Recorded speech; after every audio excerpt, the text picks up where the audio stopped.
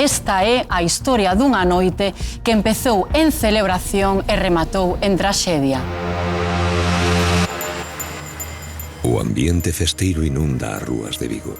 Nun céntrico hotel da cidade, os traballadores dunha empresa do Porriño celebran a súa cea de Nadal. As risas e as chanzas tras unha intensa semana de traballo marcan o arranque dunha noite que ninguén esquecerá. Entre os comensais atópase Ana Enjamio, unha rapaza de voqueixón que leva pouco tempo no posto pero que polo seu carácter afable xa trabou lazos de amizade con varias compañeiras. Tras a sobremesa e animadas polo bo ambiente, o grupo de mozas decide prolongar a noite no establecemento, onde permanecen de festa ata ben entrada a madrugada. Preto das 5 da mañá, Ana e dúas amigas máis saen do hotel e camiñan ata o aparcamento, xunto a un cuarto compañeiro. O vehículo desprázase en dirección á Avenida de Madrid. A estrada está prácticamente baleira destas horas. A cidade dorme. Ana e o home que vive preto dela son os primeiros en baixarse do coche.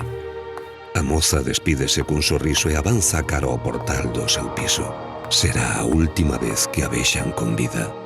O seu nome pronto copará todos os titulares.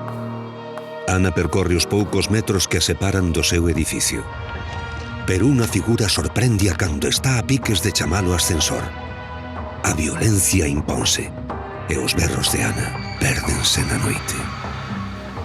Este portal da Avenida de Madrid convértese en cuestión de minutos na escena dun crime na que calquera vestixio será vital. Un asasino anda solto e as pescudas arrancan na busca de algún fío do que tirar. Os investigadores temen que o paso das horas facilite a fuxida do culpable. Poñen o foco na cea de empresa antesala da morte, pero tampouco perden de vista a vida amorosa de Ana. Teñen diante un verdadeiro quebracabezas. Non hai testemunhas do ataque, nin móvil aparente, e as preguntas acumúlanse. Coñecía Ana o seu asasino ou foi unha vítima ao azar? Soamente a investigación porá cada peza no seu lugar para resolver o crime que truncou a vida dunha moza que acababa de arrincar. Pois está claro que pasen os anos que pasen, estas mortes perviven na nosa memoria. Me incorpóranse na nosa mesa o subinspector de Policía, Manuel Alfonso Romero. Moi boas noites, moitas gracias por acompañarnos.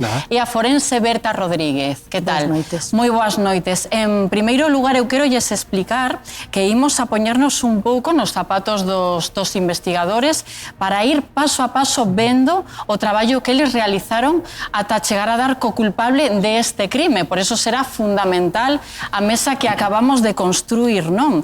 E o fundamental, ademais, nestos casos, é empezar por perfilar a esa víctima. Dentro duns intres, halles avanzo, que falaremos coa nai de Ana Enjamio, pero, mentras tanto, Suso, gustaríame que fixeses un perfil de quen foi a víctima. Pois sí, aparte é moi acaído porque a víctima é o máis importante, non? É a súa memoria que hai que lembrar sempre. Era unha enxeñeira de 25 anos de idade, natural de Boqueixón, acababa de, hai uns meses, empezar a traballar nunha empresa do Porriño. Bueno, pois podémonos situar na vida dunha rapaza que acaba de soltar amarras e que empeza a vivir a súa vida independiente, con cambios de mozo, cambios de relacións, un pouco máis movida. Sí. Precisamente imos a ver agora un vídeo de como era esta rapaza, esta víctima da que lles estamos a falar. Vitalista, familiar e boa amiga. Ana Enjamio, unha enxeñeira de 25 anos de Boqueixón, leva uns meses traballando nunha filial de Citroën no Porriño. Era o seu posto soñado, e a pesar das exixencias e das responsabilidades, Ana goza desta etapa nova que acaba de comezar. Independente, responsable e moi empática, Ana mantiña unha relación moi estreita coa súa familia, en especial con súa nai, para que non tiña segredos. No persoal, a súa relación con Samuel, o seu mozo do instituto, parece consolidada. Porén, a súa vida dá un xiro de 180 graus cando coñece un compañeiro polo que sentirá unha enorme atracción física. Pois, como nos estaba a contar Xurxo e como estamos vendo neste vídeo, Taín, Ana era pois unha moza calquera que de repente un día apareceu morta no portal da súa casa. Calquera pode ser víctima dun crime deste tipo, non? Neste crime o máis salientable desde o punto de vista social é esa normalidade, é dicir, ele é unha rapaza normal. E onde se produce o crime? Nun portal. Ainda non vamos a ver o que é a escena, pero vamos a estar nese eido. Onde se produce? No portal. Cantos de nós non acompañamos a alguén a casa e sínteste seguro cando lle dis, déixalo diante do portal e dis, unha vez que entre no portal xa está seguro, xa está tranquilo, non vai pasar nada. Que seña unha rapaza normal, que o asesinato se producera nun portal dunha céntrica rúa de Vigo é o que fixo que todo o mundo pensara, nos pode pasar a calquera, nos pode pasar a todos e ademais estamos en festas e iso vai ser moi frecuente. Esa rapaza normal que estábamos vendo aquí o carón da nosa mesa, Xurxo, e que efectivamente fixo que todos empatizásemos con este suceso que tivo lugar ademais nunhas datas tan sinaladas, non? Claro, é que nos poñemos nos pés nos zapatos da vítima, non? Que podía ser calquera de nós. Quen de nós non tivo 25 anos, empezou a vivir, cambiou de relación, empezou o seu primeiro traballo. Efectivamente, pois, é a historia de calquera de nós, a de Ana.